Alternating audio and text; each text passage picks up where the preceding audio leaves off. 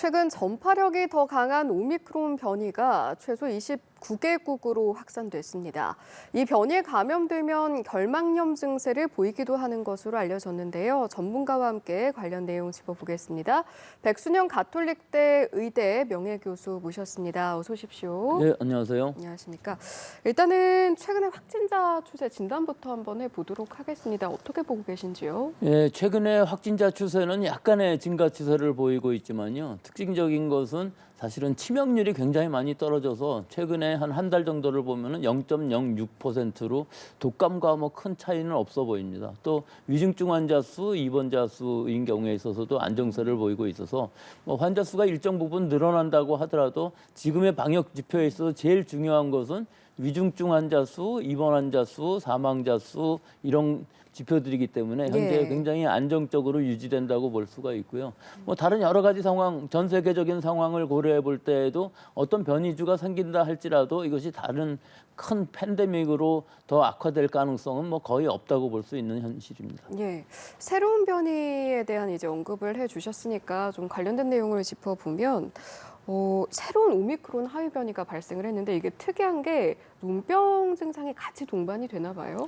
예, 이 변이주는 XBB 1.16 뭐 또는 16이라고도 얘기할 수가 있는데요. 예. 일명 아르크투루스라고 그러는데 인도에서 처음 발견되었고 2월 달에 한 100명 정도이던 것이 이번 달에 10,000명 정도로 급격히 늘어났는데 무세종이 됐다고 합니다. 또 미국의 경우도 4월 첫째 주에 3.9%인 것이 지난주에 7.2%로 급격히 늘어나고 있어서 XBB 1.5가 현재의 우세종이긴 하지만 2위를 나타내고 있고요.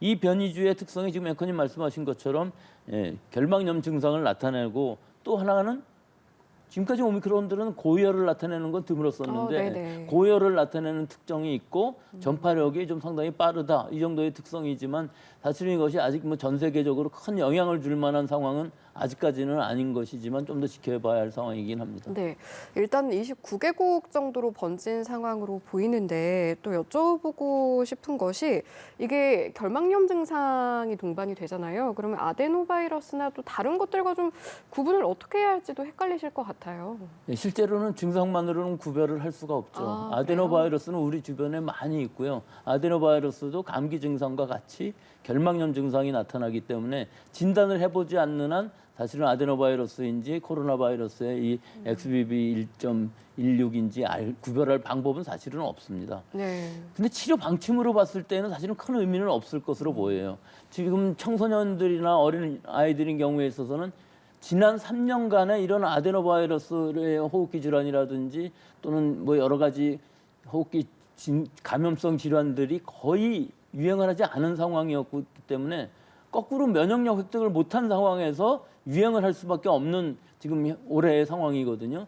그러니까 이런 아이들이 감염되었을 때 아데노바이러스에 대한 특별한 예방 치료제 이런 것들이 있다고 그러면 모를까.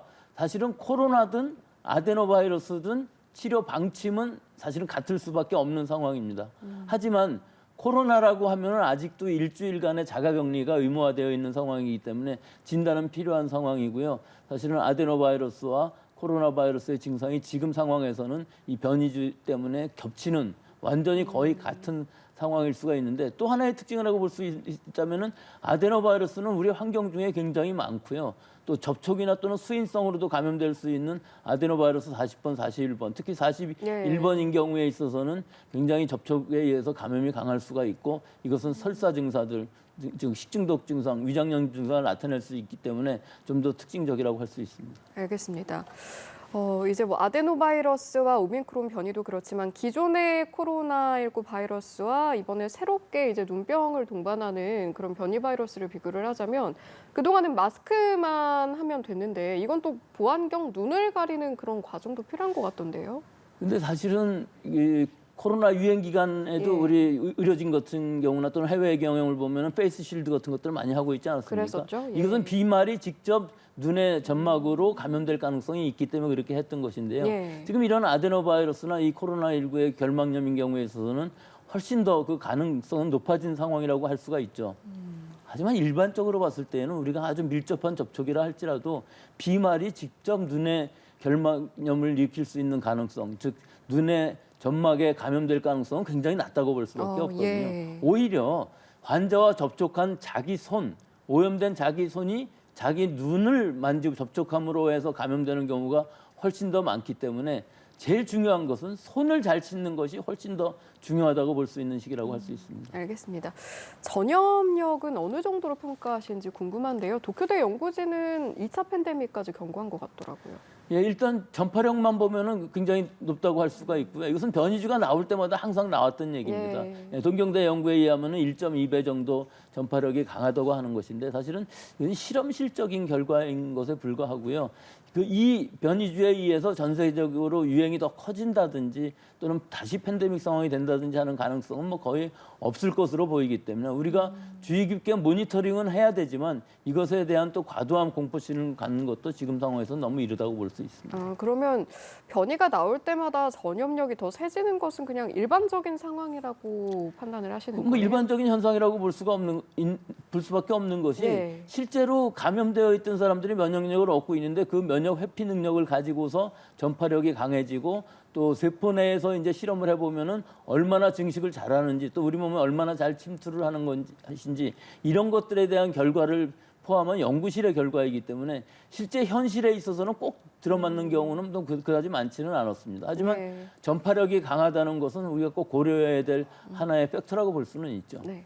아무래도 이렇게 좀 새로운 변이가 나오면 기존에 우리가 맞았던 백신으로 이게 포용이 되는 부분일까를 또 많이들 궁금해하실 것 같거든요. 어떨까요? 예, 아직까지도 나온 새로운 변이주들에 대해서도 지금까지의 백신이 잘 듣고 있는 것들은 사실입니다. 하지만 지금 현재 상황을 보면은 우리 국민들 뭐 대다수가 면역력을 가지고 있다고 볼 수가 있습니다. 이것은 뭐 접종을 많이 받아서뿐만 아니라 자연적으로 감염된 사람들도 뭐 숫자만으로도 3천만 명이 넘는 상황이기 때문에 실제 숨은 감염자까지 합친다면은 우리 국민들의 하이브리드 면역, 즉 자연 면역과 인공 면역, 백신에 의한 인공 면역을 합친 수치는 거의 98%에 가까운 상황이고 시간이 지남에 따라 떨어질 수는 있겠지만 면역도가 이렇게 있는 상황에서는 새로운 변이주가 나온다고 그래도 그 유행은 제한적일 수밖에 없는 것이 사실은 바이러스의 현실이라고 볼 수 있습니다. 알겠습니다.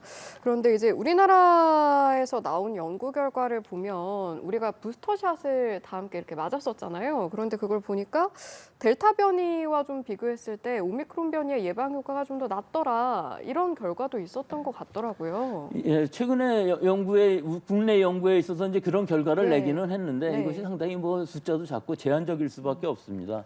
이 연구는 2차 접종을 한 6개월 후에 추가 접종을 한 의료진 105명에 대한 결과거든요. 네. 근데 체액성 면역에 대한 것들이 사실은 델타에 비해서 오미크론이 좀 더 떨어지더라 하는 결과인데 이것은 사실은 큰 의미는 없습니다. 예, 전체적으로 봤을 때 우리가 지금 고령층에 있어서의 면역을 높여준다기보다는 중증화를 막아주기 위한 목표로 사용하는 것이 현실적인 것이기 때문에 감염이 얼마나 예방되느냐 하는 것은 큰 의미가 없고요.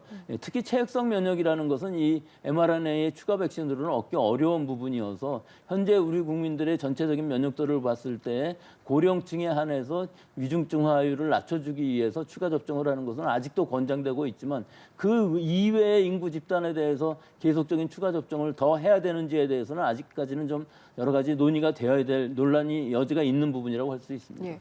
또는 새로운 어떤 백신을 개발하는 단계까지 갈 필요는 없다라고 보시는 걸까요? 그거는 새로운 변이주에 대한 새로운 백신을 개발한다기보다는요. 사실은 팬 코로나 백신이라고 해서 변이에 상관없이 모든 코로나에 잘 들 수 있는 그런 범용 코로나 백신을 개발할 필요가 있습니다. 네. 그 연구가 진행되고 있고요. 아마 그것이 나온다 그러면 우리는 한 번 더 추가 접종을 받아야 되겠지만 어떤 새로운 변이주에 대해서 새로운 백신을 개발하는 것은 지금 거의 하고 있지 않은 것으로 알고 있습니다. 알겠습니다. 저희가 오미크론 변이 이야기를 하다가 이제 백신 이야기까지 넘어온 건데 그럼 이 질문도 좀 드려보고 싶는 것이 지금 오미크론 범주 안에서 변이 바이러스가 계속 나오다가 어느 순간 여기서 파이 변이로 넘어갈 수 있는 가능성에 대해서는 어떻게 보시는지 궁금하거든요. 현재로서는 굉장히 제한적이라고 볼 수밖에 없죠. 이런 파이로 넘어가기 위해서는 많은 사람들이 감염이 되고 그중에서도 특히 면역 약화 환자 안에서 많은 증식이 일어나면서 새로운 변이주가 일어나서 지금까지의 면역을 회피할 수 있는 그런 완벽한 새로운 파이 변이주가 나와야 되는데 지금 전 세계적으로 환자 수 자체도 급감해 있는 상황인데다가 뭐 거의 집단 면역에 가까운 수준의 면역도를 전 인류가 지금 갖고 있는 상황이어서 새로운 파이 같은 변이주가 생길 가능성은 뭐 극히 제한적이라고 볼 수밖에 없습니다. 네. 사실은 마스크 착용 의무가 풀리면서 저도 얼마 전에 이제 호흡기 관련해서 병원을 다녀오기도 했는데 이렇게 좀 감기 증상 겪는 분들도 굉장히 많으신 것 같아요. 그래서 이게 코로나인지 감기인지 혼동하신 분들도 많을 것 같은데 아무래도 위생 관리에 계속해서 좀 힘을 써야 할 것 같습니다. 이거는 뭐 예상됐던 결과일 수밖에 없습니다. 우리 코로나19 3년 동안 거의 대부분의 감염성 질환이 없어졌거든요. 뭐 식중독, 결막염뿐만 아니라 뭐 네네. 여러 가지 다른 질환들도 감염성 접촉에 의한 질환들도 다 없어진 상황이었기 때문에 역으로 얘기한다면은 어린 아이들, 청소년의 영유아인 경우에 있어서는 그런 접촉, 노출이 없었기 때문에 오히려 면역이 없었던 우리가 빚을 지고 있는 상황이라고 볼 수가 있는 것이죠. 그렇기 때문에 다른 호흡기 질환들에 대해서 그동안에 유행하고 있지 않던 아데노바이러스라든지 라이노바이러스라든지 RSV 같은 바이러스들이 아주 급격하게 유행하고 그것들이 심각한 증상을 나타날 수 있는 것이 현재의 상황이기 때문에 네. 우리가 지금 코로나는 어느 정도 안정이 됐다고 하지만 다른 감염성 질환도 천천히 감염되면서 사람들이 면역력을 획득해가는 과정을 거쳐야 되기 때문에 일반적인 환기라든지 특히 손 씻기를 게을리하지 않고 네. 계속 해야만 이것이 연착륙이 될 수 있다고 생각을 합니다. 알겠습니다. 아무쪼록 다들 위생 관리에 좀 신경을 쓰셔야겠네요. 자, 오늘 말씀 여기까지 듣고 마무리하겠습니다. 오늘 이 시간은 백순영 가톨릭대의대 명예교수와 함께했습니다. 고맙습니다.